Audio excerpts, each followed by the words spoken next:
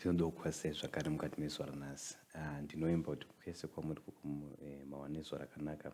Nhasi zvaichaita ndezvekuti tichange tiine chimwe chidzidzo chine musoro unoti vanakomana nevanasikana vorudzi rwaKristu, kana kuti vanakomana nevanasikana vorudzi rwaKristu. Ndonyaya ichange ichibata mukati mezuva ranhasi.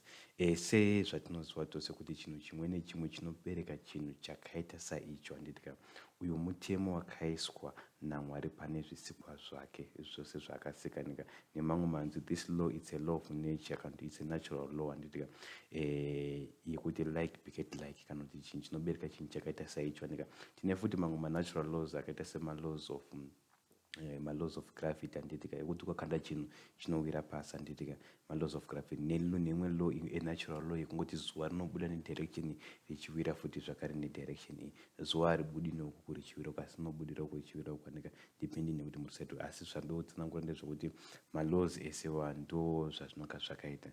Saka tinomatora chimati ma-laws of what? Ma-laws of nature, kana kuti ma-natural laws. Saka nhasi tida kuti tibate imwe natural law kana kuti law of nature inoti like beget like, kana kuti chinhu chimwe nechimwe chinozvara chinhu chakaita chinhu chakaita saicho. Saka nhasi zvatiri kuda kuti tione kuti toda kuti tione chimiro chewanasikana newanakomana waAdhamu wekutanga naAdhamu wechipiri. Tione kuti zvimiro zvavo zvakaita sei, handitika. Sezvatinodzidza mukati meshoko raMwari kuti tina vanaAdhamu vaviri, tina Adhamu wekutanga naAdhamu wekupedzisira, kana kuti Adhamu wechipiri. Adhamu wekupedzisira ndiye anokwanisa kunzi futi zvakare Adhamu wechipiri, anova Kristu. Adhamu wekutanga ndo baba wedu werudzi rwewanhu, handitika. Saka ndonyaya kuti tibate nezvayo. Then tichizobatawo zvakare pamusoro paKristu ari Adhamu wechipiri, baba worudzi rwewanhu rutsva, handitika, rudzi rwaKristu. Saka ndosaka tati musoro wedu ndobata pamusoro kuti vanakomana nevanasikana vorudzi rwaJesu. Saka ndonyaya kuti tibate nezvayo mukati mezuva ranhasi. Vhesi redu rekutanga ratichaverenga kuda kuti titange tamboleya foundation yepfungwa dzatichabudisa mukati mezuva ranhasi. Saka vhesi redu tatoti tibate nezvaro rinobva kuna Genesis chapter 1 pavhesi 11. Pane pfungwa dzakakosha dziripo dzatotibate pachapter 1 ipapo, then tozoverenga mamwe mavhesis. Pfungwa dzatotibate dzinobudisa principle iyi, kana dzinobudisa nheyo iyi yekuti chinhu chimwe nechimwe chinobereka chinhu chakaita saicho, kana kuri kumuti, kungava kuzvipfuyo, kungava kumhuka dzemusango, kana kuti pane zvinhu zvatinorima, zvinhu zvose zvinoproducer after its kind. Ndopfungwa yatotibate nezvayo. Saka tichatangire pana Genesis chapter 1 pavhesi 11. Panapa iri kuti zvona izvo ndichange ndichiverenga bhebhi rangu rechishona. Iri kuti Mwari akati, nyika ngaimere seuswa nemiriwo inobereka mbeu, nemiti inobereka michero ina marudzi ayo, mbeu dzayo dziri mukati mayo panyika. Zvikaita saizvozvo. Zvikanzi panapa Mwari akati, nyika ngaimere seuswa nemiriwo inobereka mbeu, handitika. Saka nemamwe anoti kuti pane uswa nemiriwo dzinobereka mbeu, handika. Zvikanzi mbeu iyi ndo seed, handika, maseed ayo. Zvikanzi panapa inobereka mbeu, nemiti inobereka michero ina marudzi ayo. Zvikanzi nemiti futi zvakare ngaibereke michero ina marudzi ina marudzi ayo, mbeu dzayo dziri mukati mayo. Saka which means nemamwe manzi Mwari pfungwa yekudzibudisa ndekuti pane mafruits, kana kuti mafruits, handitika. Mafruits aya ari kunzi anonga aine maseed mukati mawo. Maseed aya ukazoridyara seed rinobudisa zvakare muti mumwe chete wakangoita sefruti, muti mumwe chete wakangoita sepabva fruti. Saka ndopfungwa iri kwedzobudiswa panapa naMwari. Saka michero yose yatinayo inonga, mimwe michero mizhinji yatinayo inonga ine maseeds, ende maseeds aya tikamadyara anongotibudzisira futi zvakare muti mumwe chete ukangoita saiwo. Saka ndopfungwa yatiri kuona. Saka panapa Mwari ari kuti zvose zvinofanira kunge zvichibereka zvina marudzi azvo, handitika, kana nemamwe manzwi after its kind, sezvazvakangoita ndo zvazvinofanira kuti zvakare kubudiswa. Saka this is a principle yatiri kuona panapa iri kubudiswa naMwari. Saka nemamwe manzwi tiri kuti hatikwanisi kutanhaka, hatikwanisi kuti tikadyara maseeds kana kuti mbeu dzemalemon tooneka tane mubhanana ipapo, kana kuti muavho, hazvikwanisiki zvachose. Nekuti tikadyara maseeds embeu dzemalemon tinobudisa futi zvakare mulemon, kana kuti mundimu ndo unobuda neka. Saka hatikwanisi futi zvakare kutanha maavho pamuti wemugwavha, hazvikwanisiki zvachose. Saka this principle futi zvakare inoapply even nekumhuka. inoapply futi kune mhuka dzakaita sedzakasikwa. Ngativerenge Genesis 1 pavhesi ya24 tinzwa kuti zvakare inoti kudini pavhesi ya24. Vhesi ya24 iri kuti Mwari akati nyika ngaibereke zvipenyu zvina marudzi azvo nezvipfuyo nezvinokambaira nemhuka dzenyika dzina marudzi azvo, zvikaita saizvozvo. Handika panapa Mwari ari kuti nyika ngaibereke zvipenyu, handitika zvina marudzi azvo, handitika zvikana panapa nezvipfuyo nezvinokambaira nemhuka dzenyika dzina marudzi azvo, zvikaita saizvozvo. Mwari akaita mhuka dzenyika dzina marudzi adzo nezvipfuyo zvina marudzi azvo nezvinhu zvose zvinokambaira panyika zvina marudzi azvo. Mwari akaona kuti zvose zvakanga zvakaita sei, zvakanga zvakanaka. Ngatibva taverenga futi zvakare pavhesi ya26 kusvika pa28. Mwari akati ngatiite munhu nomufa. Okay, tisatende pavavo chekuti isatadzika panyaya patemo tatadoti tanga kuona chekuti even kumhuka zvose zvaifanira futi zvakare kuzvara mhuka yorudzi rwayo, handitika kana kuri kuti kune tese tinoziva kuti Mwari pakasika upenyu akasika upenyu hungava upenyu hwemhuka kana kuti upenyu hwemiti kana kuti hwezvirimwa. Mwari akati upenyu hunofanira kutapudzirwa kune rumwe rudzi, handika kumhuka tinoona kuti zvinoitika kuburitsa nenzira yekuzvarwa, handika kana kuti kuburitsa nenzira kune dzimwe dzinokandira futi mazai munonga mutono upenyu inongobudisawo futi zvakare chinhu chakangoita seichicho. Even futi zvakare kuzvirimwa tine mbeu kana kuti masidzi, handitika kune dzimweniwo futi zvimwe zvirimwa zvisingabudisi hazvo masidzi asi zvinoita zvemarudzi, handitika kana kuti zvemidziyo painozoshuto futi zvakaiya kwemeji inongobudisawo zvakare futi kana chingava chirimwa chinongobudisa futi zvakare chingori semuplandirwa. Saka ndopfungwa iyi yatiri kuwana pana. Saka sezvatinoziva kuti tose tina avana Adhamu wawiranika uko kwatinowana upenyu, tina Adhamu wokutanga kana Adhamu wechipiri. Saka Adhamu wokutanga ndo wanova baba worudzi rwavanhu, handitika tose tinozvarwa kubva kuna Adhamu wekutanga futi zvakare. Uye futi zvakare Mwari vakaudzawo futi zvakare Adhamu uyu wekutanga kuti ngavabereke vazadze nyika. Ngatobvesa tauda kurenga pa27 kusvika pa28. Panapa iri kubva iti Mwari akasika munhu nomufananidzo wake akamusika nomufananidzo waMwari akawaita murume nemukadzi. Mwari vhesi 28 Mwari akavaropafadza. Mwari akati kwavari berekanai muwande muzadze nyika mubate ushe pairi muwe nesimba pamusoro pehwedzi gungwa napamusoro peshiri dzedenga napamusoro pezvinhu zvose zvinokambaira panyika. Zvikanzi panapa Mwari ari kuti berekanai muwande muzadze nyika. Saka Adhamu naEvha pavaitanga kuzozvara vana vaizvarwa akanga asiri makudo, dzakanga dzisiri shoko, asi akanga ariwo vanhu vakangoita saivo vangone chimiro noupenyu hwavanonga vagara naka kubva kuvabereki wavo. Ndopfungwa yatokona. Saka tine mamwe andiri kuti Adhamu wekutanga vana vose vaizvarawo vana vakanga vangone chimiro chakaita chimiro chakangoitawo sechake, handitika vakanga vasina chimwe chimiro chiri chavo vega chisati tinombobvira tambonzwa nezvacho, asi vari kuzvarwa waine upenyu hwaAdhamu, waine chimiro chaAdhamu. Saka ndopfungwa iyi yatirikuona. Saka this principle iyi inotiudza kana kuti ndio inodetermine kana ndio inotiudza kuti tiri vanhu, handitika kwete kuti mabasa edu atinoita ndio anodetermine kuti tiri vanhu. Mabasa atinoita anoindicate haadetermine.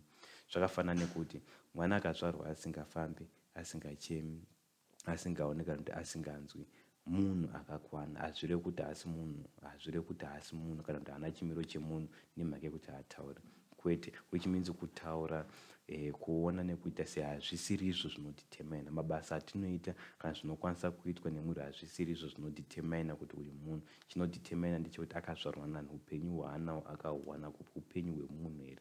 Saka ndopfungwa yatiri kuwana panapa pane zvatokwana. Saka vana vose vaAdhamu ndo zvatino even futi zvakare kumhuka pfungwa imwe cheteyo ndio inodini, ndio inoshanda futi zvakare yekuti gudo rinobereka rinobereka gudo, hakuna gudo rinobereka shoko. Uye futi gudo igudo nekuda kwekuti takazvarwa negudo, but kwete nekuda kwekuti rine hunhu hwegudo.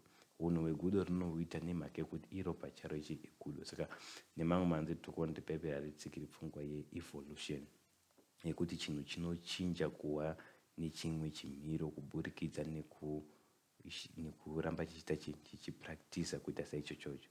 Saka ndopfungwa yatirikuona. Saka nemamwe manzi tiri kuti hakuna munhu akazova munhu nekuda kwemabasa akaita. Munhu akava munhu nekuda kwekuti akazvarwa nemunhu. saka ndopfungwa yatiri kuona. Saka nature haikwanisi kuchinjwa nekuda kweunhu hwedu, asi inokwanisa chete, inokwanisa kuwana chimiro chedu kana tinature kuburikidza nenzira yekuita yekusvarwa.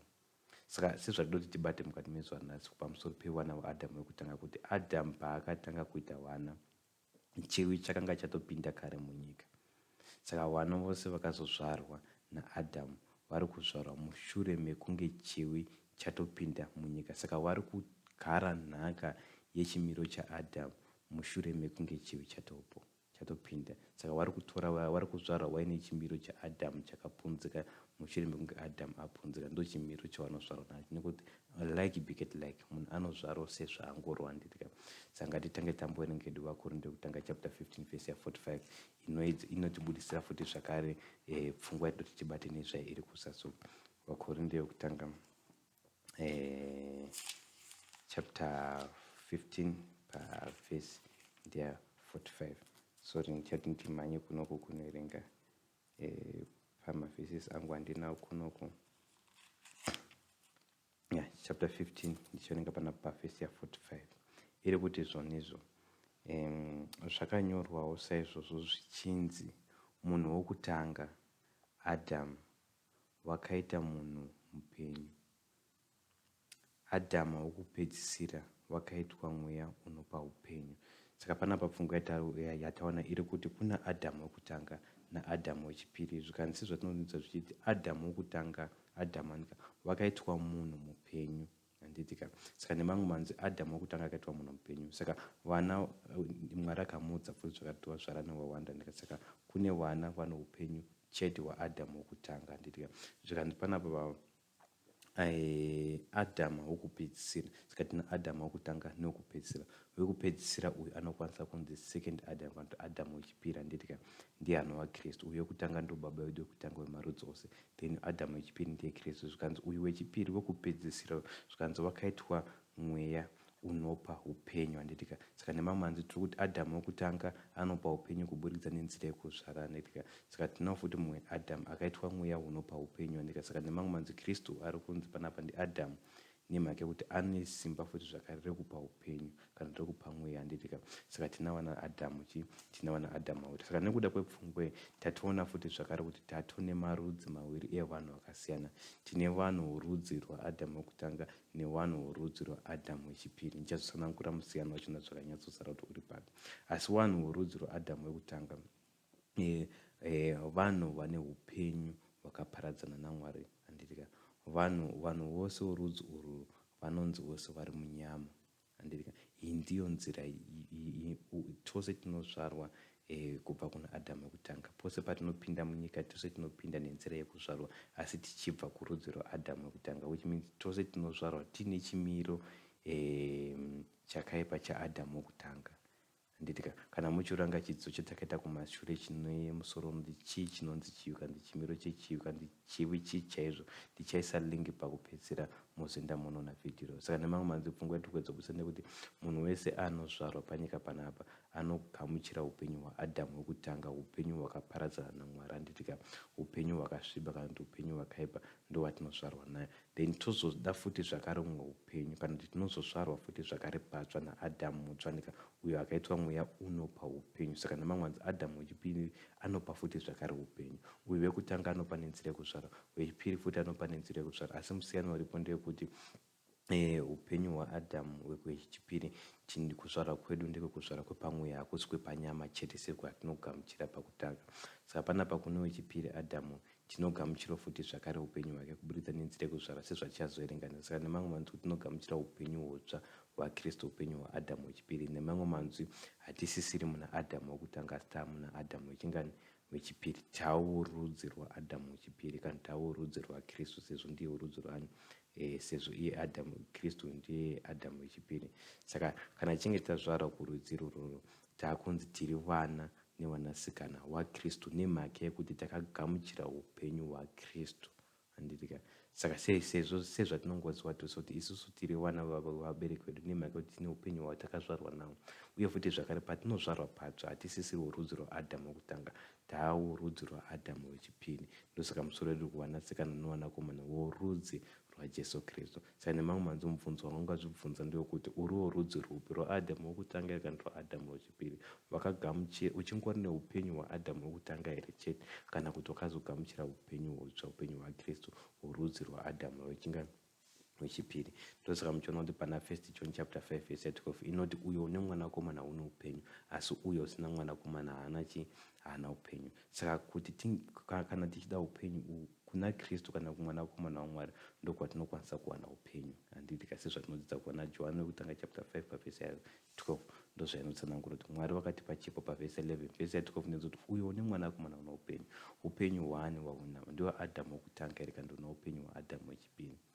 Nditika saka upenyu hwaadhamu wechipiri ndo vanhu vane upenyu hawasisiri vanhu vanonzi vari munyama, asi vanhu vanonzi vari mumweya, vanhu vakazvarwa vanhu vakazvarwa patsva, vanhu vakazvarwa nemweya. Ngatinzwe futi zvakare Jesu achitsanangura mashoko aya kuna Johani chapter 3 pavhesi 6. Tinzwa kuti Jesu anoti kudini pavhesi 6 panapa iri kuti chakaberekwa nenyama inyama, chakaberekwa nomweya mweya. Saka panapa tiri kuona kuti pane vanhu vakaberekwa nenyama, pozoita futi zvakare vanhu vakaberekwa nemweya. Saka pari kunzi chakaberekwa nenyama inyama iri kureva vanhu vakaberekwa naadhamu wokutanga, vanoberekwa vari munyama. Vanhu ivavo vanonzi vanhu vane chimiro chenyama, vari munyama nemhaka yekuti vakaberekwa nenyama naadhamu wekutanga. Saka tinowo futi zvakare vanhu vakazvarwa futi zvakare nomweya. Handitika vanhu vorudzi rwaadhamu wechipiri, handitika ndovaronzi chakaberekwa nemweya mweya, wane upenyu hwakristu, hawasisiri munyama asi wamumweya. Saka tine futi zvakare mhando mbiri kana kuti marudzi mawiri evanhu. Tine vanhu vari munyama nevanhu vari mumweya. Saka ndo zvatiri kudzidza panapa nebhaibheri. Bhaibheri haridzidzisi pfungwa yeevolution yekuti tinopinda munyama kuburikidza nemabasa atinoita kana tinopinda mumweya kuburikidza nemabasa atinoita. Kwete, tinopinda munyama kana tinonzi tiri wenyama kuburikidza nenzira yekuzvarwa, uye futi zvakare tinonzi futi zvakare tiri mumweya kuburikidza nenzira yekuzvarwa. Kana tichida kuti tipinde mumweya hatipindi nekuda kwemabasa edu, tinopinda nenzira yekuzvarwa. Mabasa edu atinoita zvazvibereko zvomweya, kana mabasa edu atinoita zvibereko zvenyama. Kana tichiri munyama zvinonzi zvibereko zvenyama, asi kana tamumweya chibereko chomweya. Saka ndopfungwa dzatinodzidza kuti hatipindi muzvimiro izvi zviviri nenzira yekuita. Handitika hati-involve, handitika hatichinji chimiro chedu nekuda kwemabasa atinoita. Saka vanhu vanodzidzisa theory yeevolution vanotora futi zvakare zvimwe, makristu mazhinji vanotora dzimwe pfungwa ikokoko vachidzi apply futi even muchristianity. Christianity haidzidzisi theory yeevolution. Tinozvarwa kuti tinzi tiri mumweya, tinozvarwa kuti tinzi tiri munyama. Ndosaka kune first birth second birth. Ngatinzwe futi zvakare pfungwa iyi kristu achidzidza naNikodhimasi kuti anoti kudini. Ngativerenge pana John chapter 3 papapo pavhesi 3 tinzwe kuti inoti kudini.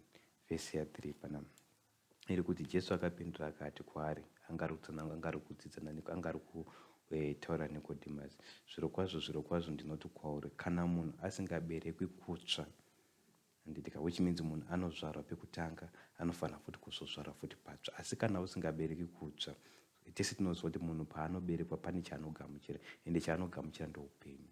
Saka nemamwe manzi panapa patiri kuti pfungwa yatatobata ndeyekuti Nikodhimasi pane paakaberekwa pekutanga, handitika, ndo zvakaita kuti anzi ari munyama, chakaberekwa nenyama yenyama, handika, ane upenyu hwaadhamu wekutanga. Zvakanzi kana munhu asingazvarwi futi patsva, which means unofanira futi kuti uzvarwe patsva kuti uzonzi wapinda mumweya, chakaberekwa nomweya mweya. Hazvikwani, tinopinda chete mumweya nekuda kwekuti tazvarwa patsva, tagamuchira mweya wakristu, nawo takunzi tamumweya. Hazvine nechekuita nemabasa ako, haupindi munyama kana hauzvarwi pekutanga nekuda kwemabasa ako. Ndiani munhu angati panapa inini ndakazvarwa ndiri muchimiro chandinacho nekuda kwemabasa angu?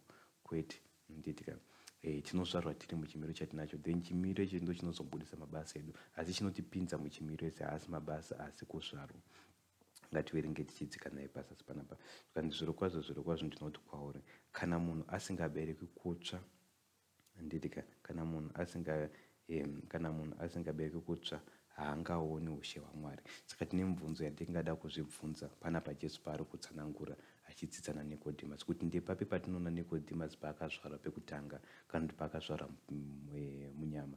Tese tinoziva kuti ndipo paakaberekwa nevabereki vake. Saka kuzvarwa iko kwakaitwa pekutanga ndiko kuzvarwa kwemunyama. Saka tinofanira futi kwakagamuchira upenyu hwaAdhamu wekutanga hwakanga uchingotapudzirwa kumarudzi aisa anotevera. Saka tofanira futi kwakazouya futi mumwe Adhamu wechipiri anova futi baba wemarudzi, rudzi rwewanhu, rudzi rwevanhu rutsvene, ndiro rudzi raAdhamu wechipiri. Saka patinozvarwa futi kuna Adhamu wechipiri tinogamuchira futi zvakare upenyu hwaKristu, ndo unoita kuti tinzi tava mumwe webhosi, takamugamuchira isu Kristu. Saka upenyu hwake hwamatiri. Saka paari kuona achitiona ari kuona upenyu hwake huchiramba matiri. Saka nemamwe manzwi Kristu ndosaka achinzi ndibaba werudzi rwewanhu kana kuti ndiAdhamu wechipiri. Ndizvoka. Saka tose kana tichinge takagamuchira Kristu nemamwe manzwi takazvarapo hatsva. Saka pfungwa yatiri kutoona futi zvakare panapa pavhesi ndeyekuti tose tinozvarwa pakutanga in need of new birth. Tose tinozvarwa in need of what? In new birth. Saka dambudziko redu isusu haasi mabasa atinoita, nekumhaka yekuti mabasa atinoita anoratidza chimiro chedu chatinacho. Dambudziko redu chimiro chatinacho. Then kana tichinge dambudziko redu nderekuti takazvarwa noupenyu hwakaipa, takagara nhaka upenyu hwakaipa. Saka tinofanira kuti tizvarwe futi patsva, tigare nhaka upenyu hwakaita seupenyu hwakanaka hunova upenyu hwaAdhamu wechipiri kana kuti upenyu hwakaita seupenyu hwakarurama.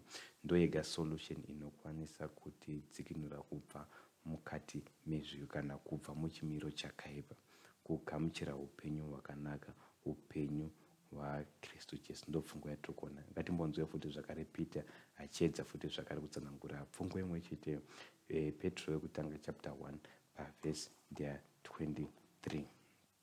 Pane pfungwa yakakosha yatoti tibate nezvayo ipapa yadoti toerenge nezvayo. Petro wekutanga chapter 1 pavhesi 23 panapa inoti, nokuti makaberekwa kutsva, zvisingabvi pambeu inoora, asi pane isingaori, neshoko raMwari benyu rinogara nokusingaperi.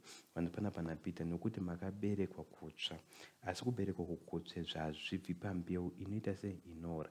Tose tinoziva kuti mbeu inoora ndeyaAdhamu wokutanga. Imbeu upenyu chiri kunzi mbeu panapa upenyu hwaAdhamu wokutanga hwatinogamuchira tose patinozvara pekutanga. Zvikanzi upenyu hwakaora, upenyu hwakaora ndopfungwa iri kuedzobudisa panapa. Zvikanzi asi patinozvarwa patsva hatisi kuzvarwa tine mbeu, hatisi kuzvarwa nembeu iyi, tiri kuzvarwa nembeu isingaora. Ndozvikanzi asi neisingaori, hanzi neshoko raMwari benyu rinogara nokusingaperi. Pfungwa ndoti bate panapa inzwi rekuti manzwi ekuti shoko raMwari haasi kureva kumanzwi atinoona mukati mebhaibheri aya akanyorwa, kwete. Because aya tine yatinoti the written word, iyo toya the living word, anova Kristu.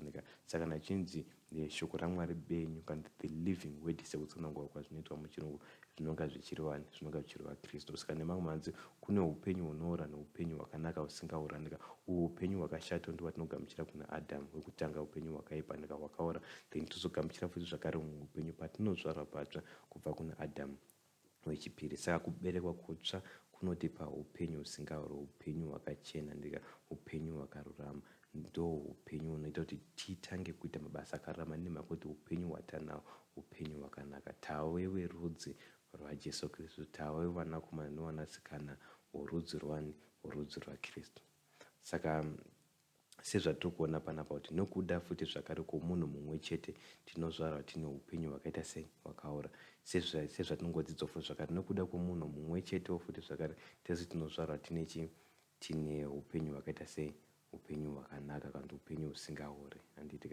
Ndihwo upenyu hunoita kuti tisave vatadzi. Upenyu hwekutanga hunoita kuti tive vatadzi. Saka nokuda kwaKristu, kana tichinge tadzvarwa patsva tinogamuchira upenyu hwakaita sei?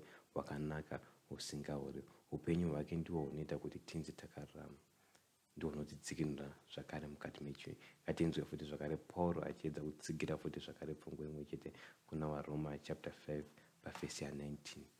Roma chapter 5 pavhesi ya19 tinzwe kuti Pauro anoti kudini panapa pavhesi ya19 iri kuti zvinokuti, nokuti vazhinji sezvavakaitwa vatadzi nokusateerera kwomumwe, saizvozvo vazhinji vachaitwa vakarurama nokuteerera kwomumwe. Pfungwa iri kuedza kubudisa panapa napo ndeyekuti kune vanhu vakaitwa vatadzi kana kuti kune vanhu nemamwe manzwi muchirungu no pane inzwi rakasirira risingaoneki muking James version rinoti the inzwi iri tikaringa vhesi panapo kemire nditsanangurire kuti panapa pavhesi nokuti vazhinji sezvavakaitwa vatadzi nekusateerera kwomumwe. Saka nemamwe manzwi pfungwa iri kuedza kubudiswa panapa kana tichinge takuzoverenga tiri muchirumi rechirungu inenge ichiedza kubudisa pfungwa yekuti kune vanhu ndingangoti vanhu tose tiri worudzi rwaadhamu wekutanga.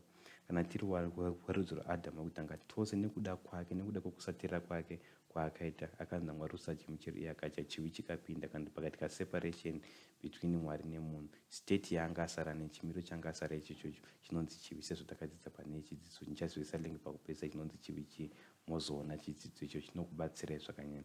Zvikanzi panapa tose takaitwa vatadzi nekuda kwemunhu wani nditika uye futi zvakare tose tinoitwa vakarurama nokuda futi kwemunhu nokuda kwakutera kwemunhu wani. Saka tiri kuti munhu wani wekutanga weadhamu kutadza kwaakaita kwakapinza chivi. Saka tose tinozvarwa tini muchimiro ichocho, tinozvarwa tiri vanhu vakaipa, tine mbeu inoora, mbeu yakashata, tiri munyama ndika nekuda futi zvakare kwaKristu anotipa upenyu. Saka taakukwanisa futi taakunzi takarurama nekuda kwekutera kwake nekuda kweupenyu hwake hwatinogara nhaka kubva kwaari. Saka according nezvataona tine mhando futi mbiri dzevanhu. Tine vanhu vanonzi vatadzi kana kuti masinners nditika by one's main disobedience the men maversions anongoti men were made sinners but tikazoverenga chacho muchigiriki inonzi the men were made sinners, which means the whole family yese yaadhamu yekutanga yakaitwa vatadzi. The men were made sinners and by one's main obedience men were made righteous. And mamwe manzwi nekuda kwekutera kwemunhu mumwe chete vamwe vazhinji vanoita vanhu vakarurama. Saka tinova sevanhu vakarurama. Chidzidzo chapfuura chatakaita futi zvakare chine lingi iri pamusoro pafuti zvakare iripo ine musoro tinova sevanhu vakarurama. Munhu wakaipa ungava semunhu wakarurama ikuburikidza chetinenge tagamuchira upenyu hwaKristu. Saka upenyu hwaKristu ndo unotiruramisa. Saka tiri kuti upenyu hwaadhamu ndo unototinzi tiri vatadzi, upenyu hwaKristu ndo unototinzi takarurama. Haasi mabasa edu, mabasa atinoita zvibereko zvoupenyu hwatinahwo kana kuti upenyu hwatinahwo uri kuzviratidza handitika kunyika kuburikidza nemabasa atinoita. Saka ndo pfungwa yatiri kuona panapa. Saka sezvatiri kudzidza panapa pana Varoma tatoona kuti tine mhando mbiri dzevanhu vakasiyana. Tine mhando yevanhu vane upenyu hwaadhamu wekutanga, tine futi mhando yevanhu vane upenyu hwaKristu, vanhu vakazvarwa patsva. Ndo pfungwa yatiri kuedza kubudisa panapa. Vhesi riri kupedzisa ratichange werenga panapa rinotsigira futi zvakare pfungwa imwe chete riri kuna vaEfeso chapter 2 chaverenga pavhesi ya3 kusvika pavhesi ya5 rinotsigira futi zvakare pfungwa imwe chete 2 verse 3 to 5 iri kuti panapa taifamba tose pakati pavo kare mukuchiwa kwenyama yedu tichiita kuda kwenyama nokufunga kwedu, napakuzvarwa kwedu isu navamwe vose taiva vokutsamwirwa. Zvino Mwari vane nyasha zhinji zhinji nokuda kworudo rwake rukuru rwaakatida narwo, kunyange takafa mukudarika kwedu wakatiraramisa pamwe chete naKristu, makaponeswa nenyasha. Pfungwa yakakosha yandoda kuti tinyanye kubata iri pavhesi ya3 iri kuti wataifamba tose pakati pavo kare. Apa ndipo rakutsanangura upenyu hwako kuti ndozvataimboitwa kare zvanaka. Taifamba tose pakati peupenyu mukuchiwa kwenyama yedu, taizviita zvimukuchiwa kwenyama yedu handitika tichiita kuda kwenyama handitika tichiita kuda kwenyama nokukufunga kwedu handitika napakuzvarwa kwedu isu navamwe vose taiva vana vokutsamwirwa. Hanzi napakuzvarwa kwedu isu tose. Mukaringa muchirungu nobva ratsanangura pamusoro pekuti and were by nature the children of wrath even as others. So tukubuda pfungwe kuti it is by nature handitika tese tinozoti nature chimiro chedu kandi nature hachisi chinhu chatinowana kubudikidza nezvatinoita asi tinochiwana kubudikidza nekuti tazvarwa patsvanaka. Saka Paul ari kuti it is by nature that we were the children of wrath. Kandi takanga tiri wana wekutsamwa nekuda wana wekutsamwa ndowana wanoita zvakaipa nekubuda kwechimiro chedu kandi it is by nature. Saka ndo pfungwa yari kuedza kuti saka nemamwe manzwi sezvo tinodzidza kuti nature tinoiwana kubudikidza nenzira yekuzvarwa. Nature inongo is only passed on only by birth. Handiti hatikwanisi inini handikwanisi kuzvichinja ruvara rwangu, kana kuti handikwanisi kuzvichinja kuzviita nzou, kana kuti mbada ichikwanisi kuzvichinja ruvara rwayo yozviita imwe mhuka, kwete. Inowana chimiro ichocho chokuburikidza nekuda kwekuzvarwa. Saka upenyu hwatinahwo tinokwanisa chete kuwana kuburikidza nekubudikidza nenzira yekuzvarwa patsva. Hatikwanisi kuumba upenyu hwaMwari kuburikidza nemabasa atinoita. Mabasa atinoita haakwanisi kuumba upenyu. Saka upenyu hauwanike kuburikidza nekuita mabasa akanaka, asi hunowanika kuburikidzwa nenzira yekuzvarwa. Saka mubvunzo wandinawo nhasi ndewekuti uriwo rudzi rwepi? Uri mwanakomana kana kuti mwanasikana waJesu Kristu here, waAdhamu wechipiri here, kana kuti uri mwanakomana nemwanasikana waAdhamu wokutanga here? Kana uchinge usina kuzvarwa patsva, usati wagamuchira Jesu Kristu mukati meupenyu hwako, nemhaka yekuti uyo nemwanakomana une upenyu. Saka kana uchinge usina Jesu Kristu mukati meupenyu hwako, hauna upenyu, because iye Kristu wachona ndiye upenyu. Saka kana uchinge usina Kristu hauna upenyu, nemamwe manzwi. Saka kana uchinge usati wagamuchira Kristu uchiri munyama, hausati wava mumweya, uchine upenyu hwaAdhamu. Asi kana uchinge waamuna Kristu, wagamuchira upenyu hwaKristu, pari zvino waakunzi wakarurama nekuda kwokuti wagamuchira upenyu hwaJesu Kristu. Saka ndochidzo chatava nacho mukati mezuva ranhasi. Ndokurudzire zvakanyanya kuti like kalink kari apapo, mukangoenda kunotsvanya kapicha kangu kari kubuda, munobva matosubscribe kuna vasina kusubscribe, ndiko kuti mukwanise kuwana zvimwe zvidzidzo zviri pamberi.